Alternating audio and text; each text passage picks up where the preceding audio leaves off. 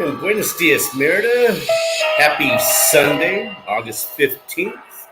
Currently in Merida, it's 81 degrees with clear skies, about 89% humidity, and mostly clear.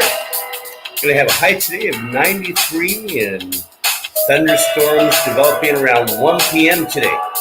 Again, the Mexican peso is sitting at 1988 per dollar. So, good morning, everyone. How's everybody doing today? Hope everybody's having a fantastic, beautiful day. Lots going on in the news, so let's get to that.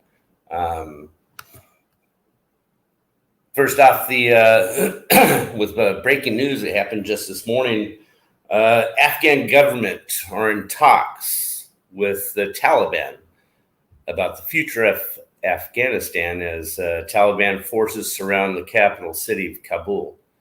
The top acting Afghan interior minister said that the city will not be attacked and they will shift power peacefully to a transitional government. In a video aired on Afghan TV, he assured citizens that the security forces would secure the city. And also that the U.S. has sent 1,000 troops in to help with evacuating the U.S. embassy. So that just happened this morning. So and yesterday, about when I was doing the show, a 7.2 earthquake hit the country of Haiti. It was in the western portion.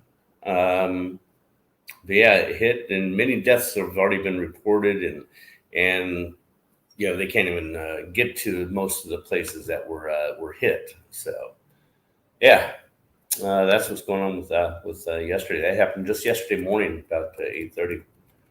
And Ecuador seized a total of 9 tons of cocaine that was heading to Mexico and the U.S. So, that took a beating for the cartels.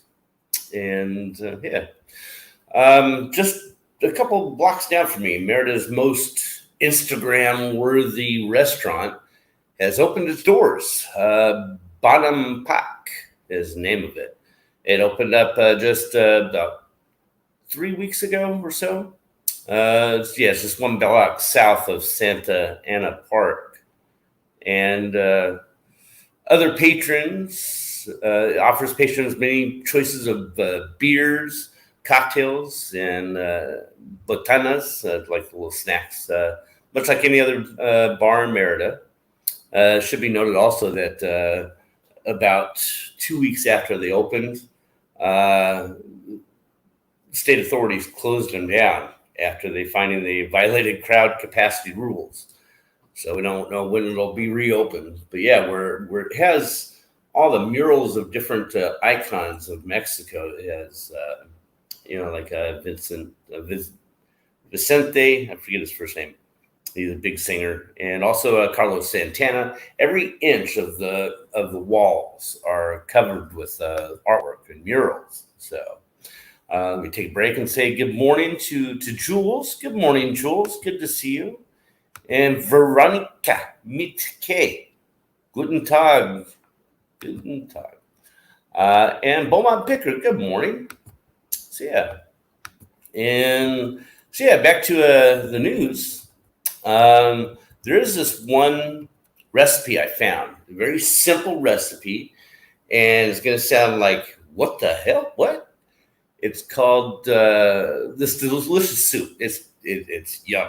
Just don't knock it till you try it. Anyways, it's uses half-ripe plantains, bananas. It's not green and yellow, not black and yellow, just a little bit half ripe. So anyways, use a vegetable broth to make it a vegetarian dish, or you can use chicken broth. So, and you add more broth to make it thinner or whatever. But what you use is just your ingredients are simple. It's a tablespoon of olive oil, the chicken broth or the vegetable broth, 1 can, 1 small onion, fully chopped up, a carrot, 2 cloves of garlics, and 2 ripe bananas, peeled and cut into like 1-inch slices. So you just heat the olive oil in a stock pot, add the onions and carrots, and saute them until the onions, start to wilt. Add garlic and cook it for about a minute, and then stir in the plantains, cumin, and coriander, what other spices you'd like. Add the chicken broth, bring it to a boil, lower the heat and simmer, covered until the plantains are tender, the bananas are tender. Puree half the soup in a blender and return it to the pot. And yeah, you can garnish it with cilantro or whatever you want. But yeah, it is so good. So it's making my mouth water just thinking of it. Go back to the comments here. We got Veronica saying good morning. Vicente Fernandez. Sí, yes, gracias. That's what it is. Wanted to ask you, do most places there have AC units? Yes. Mine is going right now because I usually I'll have my doors open, my windows open because it's 85. It's going to get to 93. We have a nice breeze, so it helps. I don't think I've worn a pair of pants since I've been here. So, but yeah, some places have AC. A lot of places they do it the Yucatan way. They have the doors open and what have you. So yeah, and they work well. I'm terrified of the earthquakes. I'm not moving to Oaxaca. I'll probably be heading your way. Well, here we have other things. Yeah, there's bad things go on everywhere. Here we get the rains, thunderstorms, hurricanes. Yeah, because and we got one of them off the coast. It's finished with, I think it was Puerto Rico, now heading to Cuba, and going to be heading up to Florida. Yeah, earthquakes would be a nah for me. I lived in California. I thought they were fun. I lived in Los Angeles in early 70s, 72 when it hit there. And we had one tree out in front of our house. It tipped over and the roots tipped up the sidewalk. So I used it as a jump for my bike. And I remember in the 80s, Mammoth Lakes, they were having like 20 or 30 earthquakes a day. And we could feel it. So every time one would happen, we'd run outside in our driveway because we lived out in the country. It was a dirt driveway. And we'd run out barefoot and you could see the dirt jumping up in between your toes. So I thought they were fun. Yeah. We had a pretty massive storm here last night, and the house was trembling a bit. And I was like, oh, heck no. Mother Nature. Yeah. Can't fool with Mother Nature. In VA, yeah, Virginia. Yeah. When I was stationed in North Carolina, they had some wicked storms. Yeah. Jules says, I'm in Florida, so used to hurricanes. You get a heads up with them unlike earthquakes. And there's heads up with earthquakes. We just haven't determined them yet and how far out they will go. Doing like with plate tectonics, when a certain one is going to hit. But it's geological time, so you can't. Yeah, Floridian. Yeah. But I near live the fault line. I am used to it. Yeah. I told Mother Nature she better not wake my child with that thunder mess, or she'll be in trouble with Mother V. Get him, V. Okay, back to the news here real quick. With here in regards to the heat, Mayan people, they traditionally prefer to use to hang hammocks rather than make a bed. And now Swiss researchers have found this preference to be justified. Insomniacs should consider hammocks for better rest, researchers have concluded. Here's why. A hammock allows for quicker, deeper sleep According to neuroscientists at the University of Geneva, they did a sleep study involving a bed rigged up so it would sway gently side to side every 4 seconds. This rocking, it's very gentle, very smooth, oscillating about every 4 seconds. Like kind of sort of like a mother, but not as rough. The rocking, you would see some mothers rocking their babies, but it's more gentle. Adults nap for like 45 minutes while they have the electrodes hooked up to the scalp and looked at brain waves. During the naps, the beds either swayed or were stationary. And the rocking beds included quicker sleep, which didn't surprise the scientists, but they were surprised at the big difference that rocking made in the brain activity. Rocking also decreased the length of non-REM light sleep, the N2 light sleep, which takes up about half of a good night's rest. It also increases slow oscillations and sleep spindlers, brief bursts of brain activity that agitate the sleeper. And get you out of the REM sleep, you're still asleep. And I did a sleep study for sleep apnea. And so, yeah, I know those different stages. But yeah, according to the results in this Swiss study, it shows that it is extremely beneficial. And plus, when you're in a hammock, it's more airflow, so it's cooler at night. Here it gets to be 75 degrees. So at nighttime, 73. And it's comfortable, but if you're in a bed, it's, most of us sleep on top of the bed. Yeah. Back to the comments before I read the next story. And I think I'm caught up, right? Yes. Okay. Now here's a little bit of history. Take a swig of my coffee. Smoke a cigarette, maybe. Why not? Why not? I can do what I want. Do you guys know Hernan Cortez, the first Spaniard that came here to the Central America? Well, a lot of people, they're doing the history books here, and they're finding out so much more culture and things happened before. And it's not well known in the United States. We're not taught about this, but here's the story. Before the arrival of Hernan Cortez in Mexico, there were already Spaniards living in this territory. It's been documented that some came to steal indigenous people to use them as slaves and take them to Cuba, in addition to other regions. However, others were shipwrecked, such as Gonzalo Guerrero, whom historians placed as the father of miscegenation. It's the interbreeding of different races.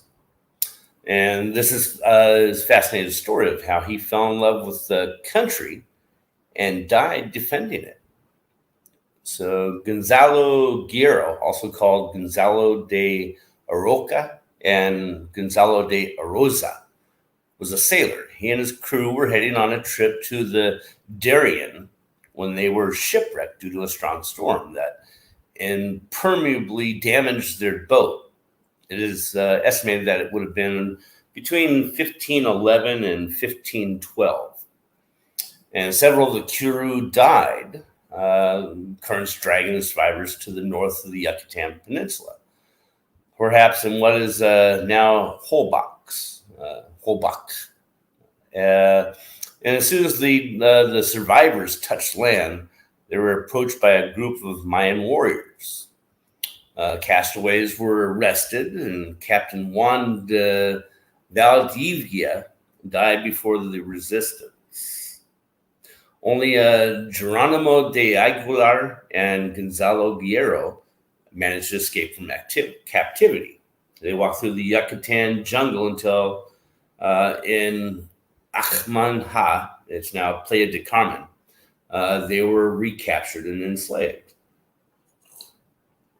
So while Aguilar remained faithful to his culture and region, later he was a key interpreter of Cortez and the conquest of Mexico. Guerrero integrated into the Mayan culture. He participated in confrontations with enemy peoples and stood out among them for his cunning and military skills. So when, excuse me, so when Guerrero lived as an slave, the Mayan chief, Tacmar, claimed him since he had a good reputation as a great military strategist and taught them new formations of attack and defense. He made him rehearse attack cadres and defense formations, allowed him to relieve the sailors, generating war against the Cocomis, an extremely violent community down there, giving victory to the army of Chief Tacmar. Shortly after, due to his status as a slave, the chief, Nachakan, gave him to Nakam Balam, a warrior chief. So one day, Balam crossed the river and was attacked by an alligator, and instead of taking the opportunity to escape, Guerrero fought against the alligator and killed it. Seeing this, Balam granted him his freedom. Once free, Guerrero wanted to do the tattoos and piercings, the ears, nose, and lower lip, typical of his military rank. He always led his wars to victory, reached the rank of Necham Balam himself, and married a princess, Zazil Har, also called Ich-Shel-Khan. The respected historian, when in 1519, Hernan Cortez arrived. So it was like, a few years earlier he was there. But he arrived in 1519 on the island of Cozumel in the Yucatan Peninsula. He learned that in those lands there were several Spaniard castaways, members of previous expeditions who had been taken prisoners by the Mayans. So he then arranged for them to be searched and rescued to join his expedition. That is how one of those castaways, Geronimo Aguilar, learned of Cortez's arrival and went to another town in search of Guerrero, born in Palos, to bring him the pleasant news. What a surprise Aguilar must have been because before the news that Spanish ships were waiting for them in Cozumel, Guerrero responded with these words, which have been recorded in history and which come to us thanks to Bernal Diaz Castillo, the historian, who counts them in this true story of the conquest of New Spain. He said, "Brother Aguilar, excuse me, Brother Aguilar, I am married with 3 children and consider me a chief and captain when there are wars. Go with God, vaya con Dios. I have carved my face, my ears pierced. What will they say about me when those Spaniards see me this way?" And you see these children, how beautiful they are. So Guerrero's wife was not far behind and rebuked Aguilar. "Look at what this slave is coming to call my husband. Yourselves, and don't heal from your talks." Aguilar spoke to Gonzalo again. Let him see what he has. Let him see what he was, a Christian. For an Indian woman, he did not lose his soul. And if he did so for wife and children, let him take them and him if he did not want to leave. And no matter how much he told them and admonished him, he did not want to come. Unquote. So yeah, this episode assures Moctezuma shows us that Guerrero's wife understood perfect Spanish. So she was offended that they called her an Indian and tried to take the father of her 3 children from her side. So she answered herself to Aguilar. In addition, it shows us that Zazil, he maintained an Aguilarian heresy with her husband, something that was not at all common at the time in the culture. So he refused to return with several Spaniard expeditions and supported during the fighting to expel Grijalvala, Francisco Hernandez de Cordoba, and in Cortez. During the following years, the Spanish estimated that Guerrero dedicated himself to training the Mayans to defend their territory because when Francisco de Montejo, which is Paseo de Montejo, is named after, in May 1527 crossed the Atlantic with 380 soldiers and 4 ships, he encountered serious difficulties in conquering the Yucatan. He fought the conquerors. He fought the conqueror Montejo, father and son, and the captain. He instructed his warriors how to confront foreigners, always advising not to give up or trust the whites, trying to protect his territory. Today, a national park is named after him, the Champlaton. He'd choose between his Spanish compatriots and the Mayans, who had welcomed, agreed, and recognized him. So, as Carlos Villarroel said in his book, his homeland was not the land in which he was born, but the one for which he fought. So that was the story of that. I thought that was really interesting. A lot of people put you guys to sleep. I'm sorry. So Veronica's saying, I'm still here, just trying to list. And hello, Lex. Good to see you. Good morning, crew. And sorry I'm late. You're not late. So yeah, that's the history lesson. I thought it was very interesting. And they were talking about the Mexico president, AMLO. He was talking about how the Spanish conquest of Mexico was repelled. And technically, it was actually about 97% of the people that were trying to conquer, and it wasn't even a country, it was just a couple cities, were natives. It was only like 3% were the Spaniards. So, yeah, the story goes back 1,000 years, more so than that we were ever taught in America. So in the United States. So I'm a history buff, and so I like history. So that is what it is. So yeah, it's going to be a very busy day today. I'm going to go to this new place, Sonora Grill, and try that out. And then after that, we're going to go clothes shopping. So hopefully I'll definitely get video of the restaurant. I'm looking forward to a good ribeye. I heard that's what they're known for. So yeah, and having my coffee for my breakfast and lunch. And then my I call it dinner, between lunch and dinner. I'm going to go at like 2:30. I'm going to get this nice big beef piece of ribeye.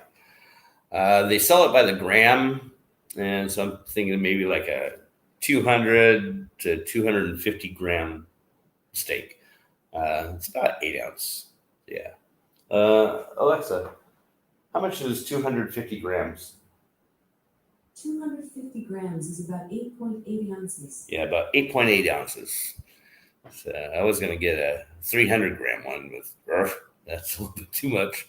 I don't want to. You meet it up with some expats? No, it's a person I know from here. Louisa, she's going to help me go clothes shopping. I'm looking for a couple of shirts, and I found them on Amazon.com and this other store, but I want to see and feel the material. So I'm going to pay up for shirts today. They're probably in the range of like 300, 350 pesos a shirt. So, like I get these, they're nice and comfortable shirts, 100% cotton, just the button up here. These were like 100 pesos, $5. But I want some nicer ones. I did get a couple other nice ones, but they're not quite right. James got a date. Oh, yeah, I've had a couple of dates since I've been here. Different, yeah. I don't really put my personal life, that personal part of life, online. Try not to. It's just So, so yeah, that's going to have that. I did go to, where did I go to yesterday? Shul Akil. It's a restaurant just one block down that way. Yeah, just end of the block, that block that way. A breakfast place, and I had an Americano and this big glass of orange juice, carrot juice mixed, um, and then a piece of this banana nut bread. Oh, God, that was good. It was fresh, and I couldn't. It was too mud, but it wasn't. It was. And then I had a plate of four. They call them enchiladas, but it's kind of sort of not. Imagine a flimsy enchilada tortilla, but in a taco form. And you'll just have to see it. I took pictures of it.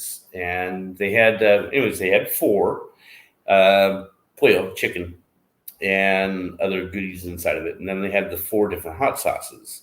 The very mild one, it was like a orange sauce, and I'm not sure exactly what it is, but very, very mild. And then it had the ajo one, where it's avocado, cream, and garlic, and not really spicy at all. Then it had the other one, the roja, the red sauce with the seeds, and that one's got a little bit of kick. And then the habanero one. So she warned me about the habanero, said it's really hot. So okay, we'll see.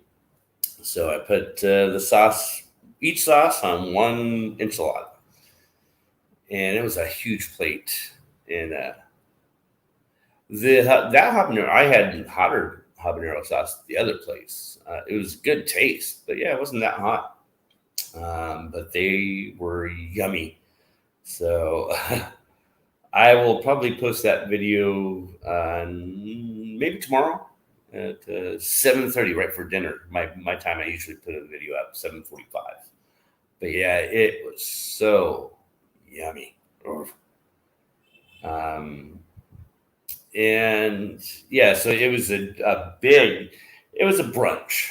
And I didn't have any lunch, and I did try a pizza place last night. They're 4.7 star pizza place, best pizza in Merida is what I had for dinner. So but I tried it, and it was okay, but still not. I mean, it's just right. And I was surprised. I never noticed it. It's a roll up door, just the end of that block that way. So, yeah. Um, excuse me, I'm missing all the comments here.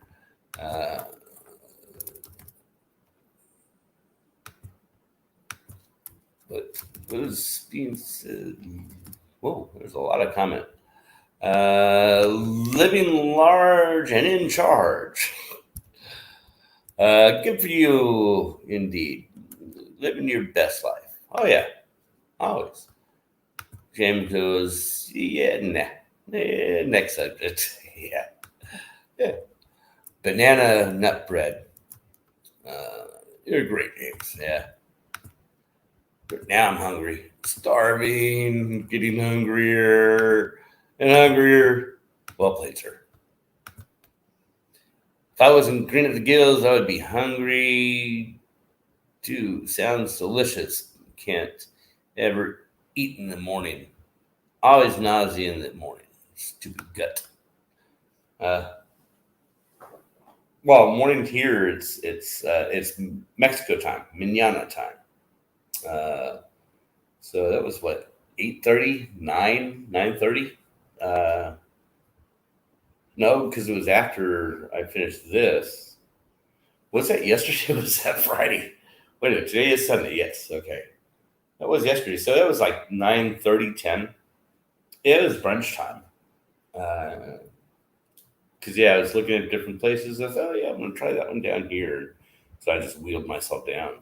So might order some chipotle for lunch. I know, blasphemy for someone who lives in Mexico. It's okay. Better than Taco Bell. Quiero Taco Bell? Que no? Que sí? Nada. No, no, no. Yeah. Pan comida. Easy. Piece of cake. Pan comida. Piece of cake. After my hubby leaves for work, so I don't have to spend a fortune or share. That's what I was thinking. Or share. Yeah. You know you got to share. So, ew, Taco Bell. Yeah. Yeah, the tacos here are a lot different. I think I've said it many times. Tacos are the tortillas are made differently, better tasting. Um, yeah, just all around better. Yucatan food, and plus that recipe I said earlier. So if anybody missed it, definitely rewind and listen to that recipe for the banana soup. It and it's good for you. Oh, also, I'm gonna. I asked my friend. He's Fernando. He's the person that does the vodka tasting and the wine tastings. He's that bartender, and I asked him about what would be his recommendation for a good mezcal, and because I've heard all the health benefits of it. So he said, yeah, mezcal is only made in Oaxaca, and these plants, the agave plants, I guess it takes 20 years after they become a seedling to where they are mature enough to use for a mezcal. And saw this one video of how they make it and the health benefits of it. So he said anywhere, from 400 pesos to 5,000 pesos for a bottle. So, 400 pesos is like 20 bucks. 5,000 pesos, that's $250. I think. Yeah, 250 bucks for a bottle. I don't think I'll get the $250 one. I said, yeah, find me one like 1,000 pesos. $50 bottle of good mezcal. So that way every morning when I wake up, I'll watch my news, drink my coffee, and sip on a shot of mezcal. Perfect way to start a day. So, I'm with Victoria or Veronica. Ew, Taco Bell. Tacos are great. Tacos are a great Taco Bell. Yeah. That needed to come. Yeah. I was just, oh yeah, gotcha. I read millennial.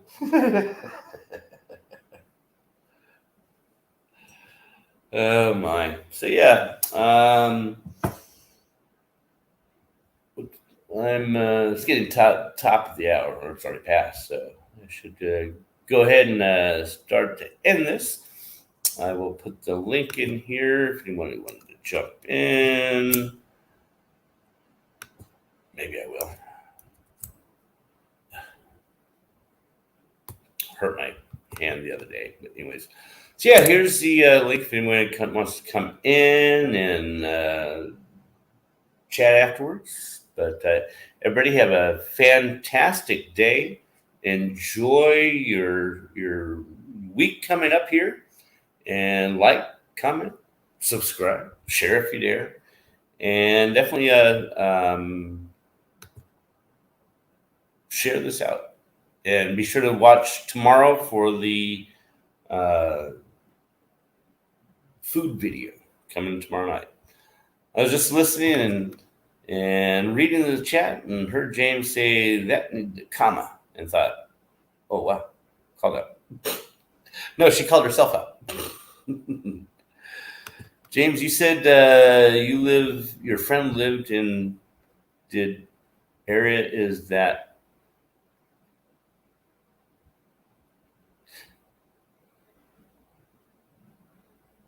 I'm not sure what you're saying, Joel. Is that the west side? Different. I don't know what your question is saying. Different side. Still don't know what your question you're trying to ask. It's all right. So anyways, have fun, and we'll see you again soon.